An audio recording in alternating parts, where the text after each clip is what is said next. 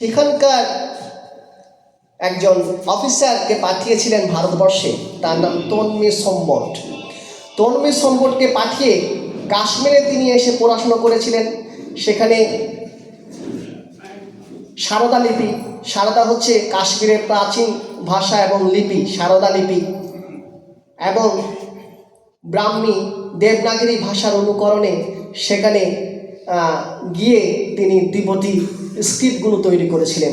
তো সেখানকার স্ক্রিপ্ট তৈরি করার পর সেখানে গিয়ে রাহুলজি কীভাবে সেখানকার ভাষার সাথে ট্রান্সলিটারেশন করে আমাদের সেই ইতিহাস সাহিত্যগুলো ভাষাগুলো আমাদের দেশে স্থানান্তর করেছেন, নিয়ে এসেছেন, সেটা সত্যিকার ভাববার বিষয়। তো আমি যেটা বলতে চাইবো সেটা হচ্ছে, আমি যেটা পরবর্তীকালে উনি আমাকে বলার পর আমি যেটা চিন্তা করেছি রাহুলজিকে নিয়ে কিছু বলবো, সেটা আমার হয়তো একটু সময় লাগতে পারে, সেই জন্য আপনাদের কাছ থেকে ক্ষমা চাইছি। আমি একটু পড়বো, কারণ পুরোটা বলতে পারি না। অ্যাক্সিডেন্টের পর থেকে অনেকটা কিছু ভুলে যাই, শব্দ মনে আসে না, সেই জন্য আমি লিখে নিয়ে এসেছি। আমি শুরু করছি প্রথমে। জ্ঞান এবং পথের মধ্যকার পারস্পরিক সম্পর্ক মূলত আধার এবং আদিও মতো নয়। মনে অস্থিমান রূপে জ্ঞান প্রকৃত অর্থে এমন এক কোনো বস্তু হতে পারে না। সাধারণ চিন্তা কিন্তু বাচনিক নয়, এ হলো সজ্ঞানতার আদের মধ্যকার গুণ এবং সম্পর্কের সরাসরি উপলব্ধি। আর এতেই সঙ্গতি প্রকাশ পায়। অপরদিকে মৌলচিন্তা প্রকাশ পায় ইন্দ্রিয় উপস্থাপনে, যা প্রত্যক্ষণের অঙ্গীভূত। তবে প্রকৃত চিন্তা প্রকাশ এবং কাল্পনিক চিন্তা প্রকাশের মধ্যে পার্থক্যের রেখা টানা যায়।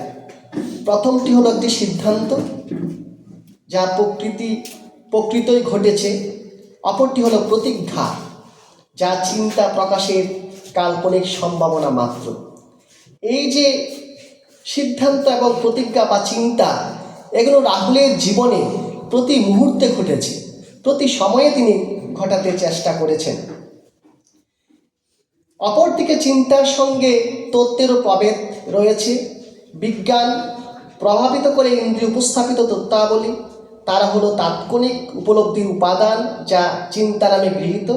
আবার প্রকৃত চিন্তা প্রকাশ তা সে গৌণ বা মৌল হোক না কেন, ভৌত তথ্যাবলীতে, যার ভাষ্যকার হলো বিজ্ঞান।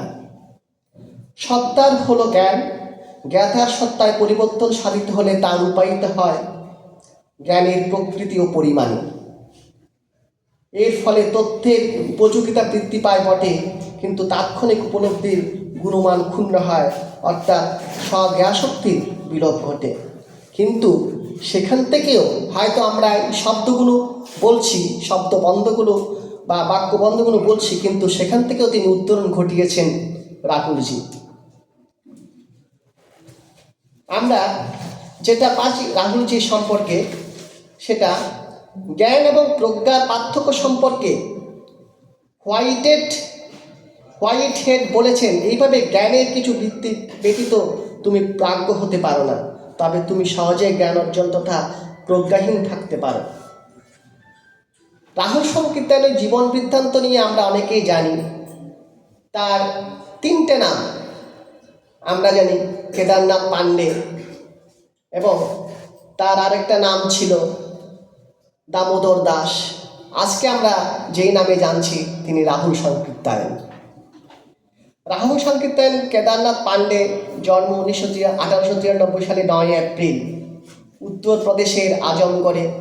যিনি এখানে তার পুত্র যেত সংকীর্তন তিনি উল্লেখ করেছেন কিছুটা। কানাইল গ্রামের ছোট্ট সূর্য পারিন নামক ব্রাহ্মণ পরিবারের সন্তান ছিলেন। তার জন্ম হয়েছিল পানহা গ্রামের মাতুলালয়ে। রাহুলের তথা কেদারনাথের পিতা গোবর্ধন পাণ্ডে ছিলেন একজন নিঃস্ব কৃষক।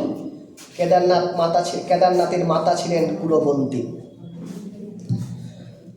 1898 খ্রিস্টাব্দে তিনি স্থানীয় একটি মাদ্রাসায় ভর্তি হন। আর্থিক সচ্ছলতা না থাকার কারণে তার প্রাতিষ্ঠানিক বিদ্যাশিক্ষা বেশি দূর অগ্রসর হয়নি। মাত্র 9 বছর বয়সে তিনি বিবাহ বন্ধনে আবদ্ধ হন, কিন্তু সেই বিবাহ তার বেশি দিন টেকেনি। পরবর্তীকালে তিনি একজন রুশ মহিলাকে বিবাহ করেন, সেটা অনেক পরে, 1928 সালে, 29 সালের দিকে।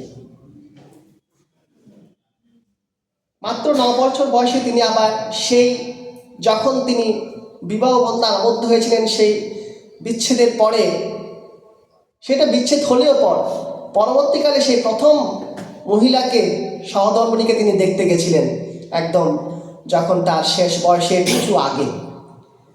9 বছর বয়সে তিনি বিবাহ বন্ধন থেকে বিচ্ছেদ হলেও তিনি সেই সময় গৃহ ত্যাগ করেছিলেন, ঘর ছেড়েছিলেন।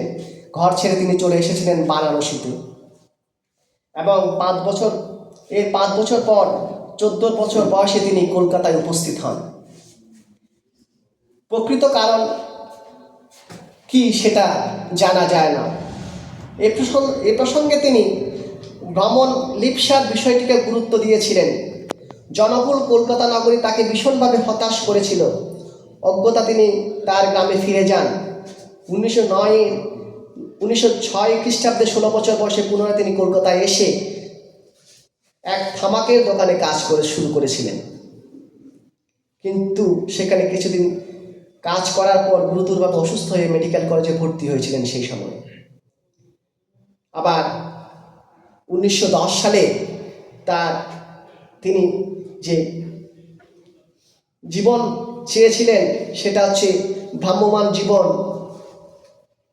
যাপনের প্রতি আকৃষ্ট হন। সেটা হচ্ছে এক প্রকার, তিনি ভিক্ষা কী করে করতে হয়, ভিক্ষা করে কিভাবে মানুষ বেঁচে থাকে, সেটাও তিনি প্রথম ওই 10 সালেই শুরু করেছিলেন।